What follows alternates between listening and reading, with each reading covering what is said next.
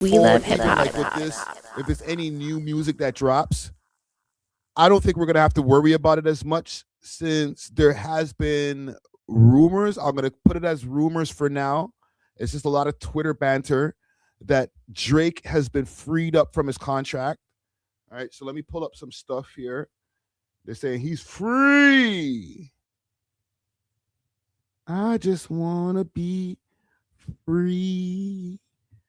So let's see what it says over here. Drake is confirmed to be free from his UMG deal. All right. Let me make sure y'all can see this on the screen. Perfect. So Drake's attorney prepares to be very busy after Megastar's tripled drops, gets him out of UMG deal, triggers a whole lot of meetings. Insiders are theorizing about who has the inside track. Who does have the inside track? You know what? Let me see if there's something on this, because that's the only thing right now. It's only been Twitter banter talking about him being free from his deal. All right. There's his first week sales. Obviously, that came out too. Did you guys see this? So 460,000 on Iceman, 144,000 units on Habiti, and 109,000 on Maid of Honor. So I think that's a W. What do y'all think? W? 460,000 is pretty good for first week sales if you're dropping 3 albums. I think if he didn't drop 3 albums, that number would have shot up probably another 200,000, right? It would have been around the 600,000 mark. But because people had a choice to be able to listen, and this is not Cope, all right, for all you Kendrick fans out there, not Cope, but if it was all on one album, it would have probably came in around 650, in my opinion. But because it's 3 albums, people had a choice, all right? So I think 460 is respectable. In these days and times, compared to the rest of you niggas, he's killing this shit. All right? But let me go look up something over here. Drake. Let's see if there's any videos talking about this. Free from UMG. Let's see what we could find here. 6 days ago, Drake did not outsmart UMG with this move. What's Justin saying? Salute to Justin Hunt. He just dropped 3 albums worth of trash so he can get out of this trash contract that he had with UMG, who is currently suing over Kendrick Lamar's Not Like Us, right? And so that is part of the conversation. It says, Drake pulled the biggest joke on UMG. 2 albums to get out of the deal, 1 main crazy serious project for us. The boy is free. He just dropped 3 albums worth of trash so he can get out. 3 albums worth of trash is crazy. That has to be clipped out of context. That's clipped out of context.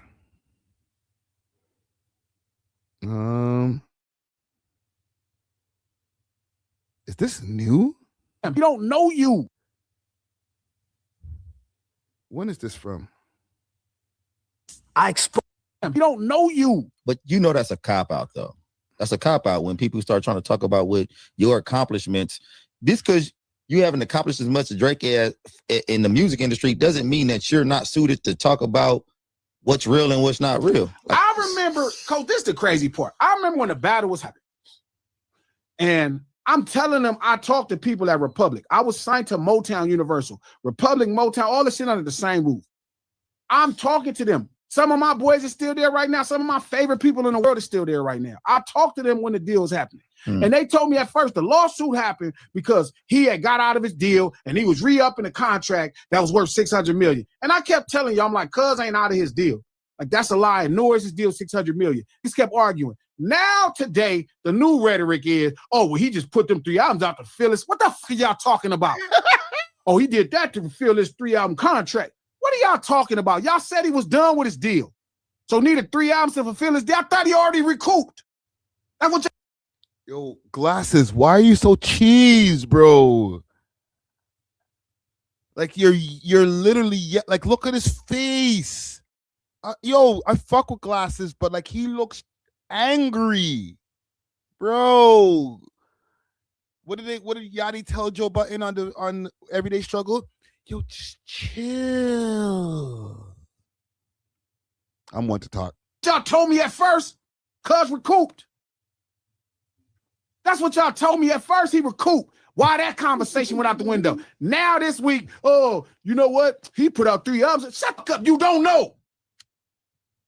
And I would rather you say you trying to use this you don't like, because every time y'all try to do this, you just prop up the fact you anti-black in some regards. What? How do we land there, brother? Yo, where's Glasses, man? How do we land here, bro? Say that part again. Why that conversation went out the window? Now this week, oh, you know what? He put out 3 albums. Shut up, you don't know. And I would rather you say you trying to use this you don't like, because every time y'all try to do this, you just prop up the fact you anti-black in some regards. Y'all just saying anything. How did it become? I don't think I'm anti-black. Yo, bro, you know, is it an edit day? They cut that, right? They cut that in, right? Because like he must have been making a whole other point before he got to the anti-black. I don't feel that that's an edit. Hold on. Let me see with my trained editing eye. Okay, let's look together. Let's take a look together, gang. Shut up, you don't know. And I would rather you say you trying to use this you don't like, because every time y'all try to do this, you just prop up the fact you. It is an edit. It is an edit. Anti-black in some regards. Okay, thank you. Y'all just saying anything. Okay. Every week y'all got some new dumb fucking excuse, cuz every week.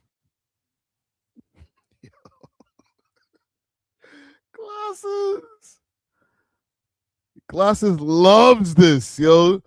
Don't act like listen, I know that we make content, man. So Glasses gonna be like, the fuck? What y'all saying? This shit, y'all stupid. The nigga failed.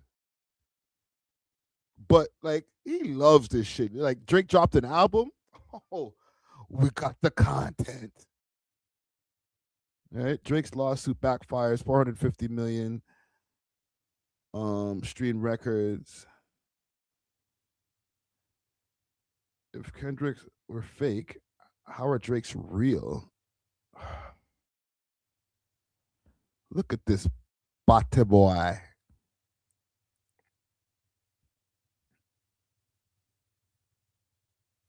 Okay, all right. I'm just trying to see if I could find somebody talking about this guy getting free from the UMG deal, because this just the one post about it. It's just not enough for me. And that's all I'm seeing on Twitter right now is this post over and over again. Certified Jared posted it. $4 billion. Their top 4 artists. If Universal Music Group was going to get bought for $64 billion, their top 4 artists. We're going to get to that in a second. Taylor Swift, Ariana Grande, The Weeknd. Those artists, if the company is worth $64 billion, it's very safe to say that if you could start a random record label and get all 4 of those, that would definitely be worth more than $1 billion, $1 billion, $1 billion, $1 billion. Think about what they're worth. They're part of the reason why Universal is worth $64 billion, and they're the top 4 out of 5 streamers. We're not counting Bad Bunny. He's over at Sony. So if you think $1 billion is too crazy, the company's worth $64 billion, and I'm saying the top 4 people, you don't think each of them is worth $1 billion? You're smoking that cocaine. So again, it's $1 billion games being played here, but here's the thing: why the leverage $1 billion is conversation in the favor of the machine. You never let them see the free agent market. That's the thing. Drake has done what a lot of people would have either been too scared to do or stalled it out and waited to get a deal secured with Universal. He dropped the project. He is technically and could be out of his deal. So now he's not a restricted free agent. He could be an unrestricted free agent, and the price goes up after that. I think the person who's going to give him the billion is Universal. $1 billion. Okay, so Ack is saying that this is going to get him out of his deal. Breaking news, and this is from Dom Lucer, right? This is a very popular YouTuber over here. Breaking news. Drake is now confirmed the biggest independent artist in the world after it was revealed that he is free from his commitment with Universal Music after releasing 3 albums simultaneously. I predict that this was the case the night Iceman dropped. I mentioned about 3 times after, he is now free to say and do what he wants truly wants and is negotiations, with $1 billion deal. In addition to this, he is currently the big 3 on the Billboard due to his album facing facing each other's numbers for a chart position, blah blah blah. It is currently Drake versus Drake, and he won in the end. All right, I had a good conversation with a gentleman. I'm gonna kill this fucking fly, bro. It's been mashing up my life the whole time. I had a good conversation with a gentleman about this whole $1 billion worth and stuff like that. And he was saying that Drake is only worth $1.1 billion, right? Gentleman named Eric Jackson. He's a business analyst. We love Thanks for doing this with me today, man. Let me get to the exact part where he speaks about the 1.1 billion. Oh, I didn't put the timestamps in the comments. Drake is worth 1.1 billion right here. To be 2 or 3 or 4x that this time to keep him. But they might want to keep him. They might make him an offer he can't refuse. But like assuming like they don't get crazy stupid in terms of what they offer. So hold on, let me stop you there. What would be an offer that he can't refuse? Because there's rumors floating around about a private equity firm wanting to offer him $2 billion. Right. There's also a rumor that he had asked UMG for $1 billion for his renegotiation, and they said no. So that's why they're in the legal issues, or part of the reasons why they're in the legal issues they're in now. What would be a good number that Drake can't refuse, in your opinion? $1.1 billion. I think obviously we're talking USD. Salute to the sponsors. Cheer. I mean, I think if it's something like $1 billion, and we're obviously we're talking USD here, $1 billion, $1.1 billion. I think I had some analysis I put up on a free Substack, which is like eventhorizoniq.substack.com, where I said like he's worth, nice plug, this new deal that he is, he's worth 1.1 billion. Is what I calculated. And so if UMG came forward and said, hey, here it is, we'll sign out for this. I mean and then you get into the discussions of like control of his catalog, like what does he have control of now? What does he want control of in the past, for example? And then you get into those kinds of discussions. So assuming like they played ball with like a big number like that, if they played ball in terms of giving him catalog access, if I was in the room and I was advising him, I'd say, wow, this is a pretty good offer. But if they are playing games, and again, we don't know, but there seems to be like a lot of like where there's smoke, there's fire here. That like Sir Lucian high-fiving Dr. Dre at the Grammys 2 years ago with Kendrick. People speculating that they were trying to like basically trash Drake's image in order to kind of get the dollar amount down that they'd have to pay for his next deal. Like that's the conspiracy theory stuff going out there. So assuming they don't want to play ball, then would he be better off going independent? Probably, for sure. Yeah, releasing his next album through like OBO Sound direct, doing deals with Spotify and Apple Music direct. He's got the brand. People come to him. People aren't going to Universal Music to get it. Like those guys are just basically toll booth operators. Like they're. Should Drake go independent, or should he just resign to Universal and just up the ante? I would say like there's very little value add that they're bringing to a guy like Drake these days. Well, I have a little bit of pushback. Okay. One, as far as the evaluation of Hit that like button, 1.1 yo. billion, I feel that it's way higher than that. You know, I've been hearing numbers like 5 billion being thrown around. All right. So can we start there? Like, how did you come up with how did you come to the conclusion of 1.1 billion? Well, for most of the value in this number is streaming related, and kind of basically it's like a forward looking, what's Drake going to generate, over the, if you're talking about a 5-year contract or 6-year contract, what's his catalog and his new music going to generate in terms of streams over these next 5 years. So that's sort of like how you derive the value. Like the merch, the OVO is separate. The tours are typically separate, right? It's like, so we're kind of leaving that out of it. So it's basically the numbers sort of built on, look at the Spotify charts, look at like how many, right now, obviously it's full of Drake songs, It's like, I don't know, something crazy, like 48 out of top 50 Spotify tracks or like Drake songs or something nuts like that. And so, but like what's it gonna be like 6 months from now, 12 months from now? Somebody's got to like figure that out. And so the 1 billion, is like a pretty, that's a number that is Drake's net number, but like the gross number is like what Universal obviously is going to take a tax on what they get paid from Spotify and Apple Music and stuff. So it's a number that they feel good at, and then Drake feels good at. It's kind of like these sports rights deals that we see with like the NBA or the NFL. Like, people like ESPN or whatever, TSN or Sportsnet, they go to the leagues and they say, hey, we'll pay you this much. And it sounds like a huge dollar amount. And that's the number that's going to the leagues. But those networks, they wouldn't pay that number if there wasn't something in it for them. So they're still making a lot of money too off of that. And it's, so it's Universal can make money there too. So, but presumably like Drake can make more. Now, maybe like, am I being too conservative in my assumptions? Like, is Drake going to be like stream more music in the next few years? It looks like it based on Iceman. Like it's interesting because if you look, when I initially sat down and I was trying to think, like everybody talks about what's he going to do in his first week of sales on Iceman, right? People just sort of throw numbers out there. I tried to kind of, again, put like my business hat on and build an. Okay, so he's going to get into the meat and potatoes as far as how we figured out the numbers. His numbers were a little bit off because he projected it to be like 530,000, which was actually around what academics projected it to be, or academics' system that he uses. However, they were both off the mark when it came to that. Let me go over to his page because I think he made a new post recently about that.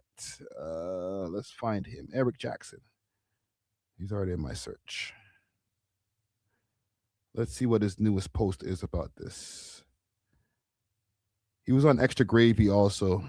Big salute to Extra Gravy. I could have made him pull up in person, but I felt like we just needed to do a quick Zoom and get that popping.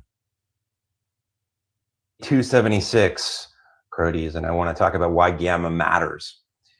So Larry. So hold on. Yesterday, Spotify made UMG more valuable. Today, every major artist is asking one question. Jackson, no relation, runs Gamma, and he founded it in 2023 after 6 years as Apple Music's global creative director. He's the executive who brought Drake to Apple Music. The roster at Gamma tells you what's happening right now. Usher signed there after leaving UMG. Snoop Dogg is there, Rick Ross, and the big one, Gamma released Ye's Bully album earlier this year.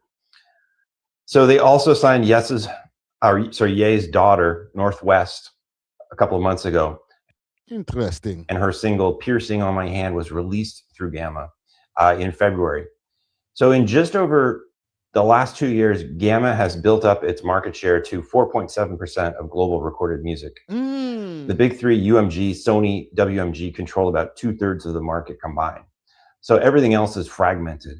4.7% for a 2023 startup isn't nothing. It's the fastest rising new music infrastructure in years.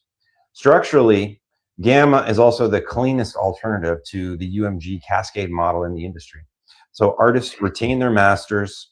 Gamma handles distribution for them, marketing as well, and the rights infrastructure for AI covers. So it's label service. Hold on, he mentions Gamma in this interview that we did too. Also, I'm gonna keep on playing this in a second, but he did mention Gamma in the interview. Not label ownership. And yesterday, Spotify was up 16% on an announcement that they were going to protect AI covers along with UMG. But the unanswered question from the announcement was how every major artist was going to participate. Would it be on UMG's terms or their terms? Is that a model that they're going to like, or are they going to prefer a model championed by someone like a Gamma? So it's day 276. It's the same method every day. You show up, you put in the work, it compounds, and you continue to make an investment in yourself. Hold on. He mentions Gamma here in the interview, and I'm going to go back to Instagram in a second. Remind me, please, because I be getting scatterbrained sometimes. Remind me to go back to Instagram after I showed this and go look up Demiza. Demiza always got some insightful things to say about the music business. An AI model to help me predict. And when I first started it maybe like a month ago, the first version of the model that I created seen out there. No, you're actually kind of spot on as far as what I've been seeing online. I seen the projections being 520 in the first week. So if that I wanted to ask that, that just popped into my head. Why are all of these private equity firms buying up people's cash? He's like been with them forever, and it obviously given him great advice. So I'm sure he's going to continue to get great advice from Future. But I think he's probably just would be saying to Drake, just keep your maximum negotiating power, right? Like you don't have to rush to do a deal with UMG. You're surfing a wave of positivity right now, like in terms of the acclaim for Iceman. That's going to continue to roll as time goes on with like more and more tracks, continue to percolate and stay on the. Yo, do me a favor and go run up the views on this video right here. This is an important interview right here, and go run up the likes on this, because this is a lot of. It's not exciting, he's not crashing out or whatever, but it's very informative when it comes to the business. He's an insightful gentleman when it comes to business. He lives in the bridal path, so I'm sure he got bread. So I'm listening to what he got to say. Tops of the charts, and opportunities are going to come to you, and so you want to sit back. You want to listen. There have been. I agree with you. Like there have been these reports that like, hey, private equity is going to show up. I'll put out some and write a big check. Like I've heard $1 billion, I've heard $2 billion too. But we don't know. Like there's this Gamma there we go. a company out there that's backed by private equity that is legit and that may take a run at a guy like Drake or maybe some new one. The only thing I'd say on that front is that like today. The private equity world, the people that would write the big checks like that, it's very different than say like in 2021 or 2022 when there was like low interest rates. All those private equity firms, including ones you'd never heard of in like places like Dubai and Bahrain and Qatar and stuff, like they had money coming out of their ears. No, facts. Oh, 1 second. All right, big salute to Black Pudding says boring is where you get the gems, right? Because Black Paint said. And it's crazy because, like, what do you think it was paint, like paint drying? He said, I watched the video, it was type boring. I get you. It wasn't the most exciting of interviews, like I said, but like the gems are definitely in there, like Black Pudding is saying. Like, if you want to learn about the business, if you really want to forecast what Drake is probably going to do next, I think this guy has a pretty good eye on what's going on. He's using his AI models also to assist him with his predictions. He's got a whole like business that's based on prediction models and stuff like that. So yeah, it's definitely a more informative than an exciting interview, like I said. Because the interest rates were so low. Now we're in this world where interest rates are higher. Those guys aren't doing as well. They don't have as much money just lying around. Don't get me wrong. There's still a lot of people with billions out there that can write like multi-billion-dollar checks to a person like Drake. But it's a little tighter. So if I was Future, I would just say, hey, we don't have to rush. Let's take our time. Let's make the right choices. I'd probably, say to Future and Drake, hey, you guys might want to think about pushing harder on the direct to consumer stuff. Like, Listen. by which I mean like the business plans. Obviously, they've got OVO, but there's, so many people are doing other stuff these days, like more so the women, with like, obviously Rihanna with Fenty, but Hailey Bieber, for example, just sold. She built and sold a cosmetics company that she started called Rhode for $1 billion in less than 3 years. Like, that's like unheard of. And so Drake's not going to start a cosmetics company, but he's obviously going to do something like that would appeal to his audience, which is global, which is men and women. And so I would look for more opportunities like that to pursue too. Yeah, direct to consumer. So y'all think that he's cooking when it comes to the whole direct to consumer route? Like, fuck just going to the record labels, even Gamma or anything like that. Just go DTC, man, direct to the consumer. All right, let me go look up the Misa. The Reza. Let's see what the Misa's got to say. Spotify and UMG. This is his most recent post. We go back and from 6 hours ago. No. Flashback Friday.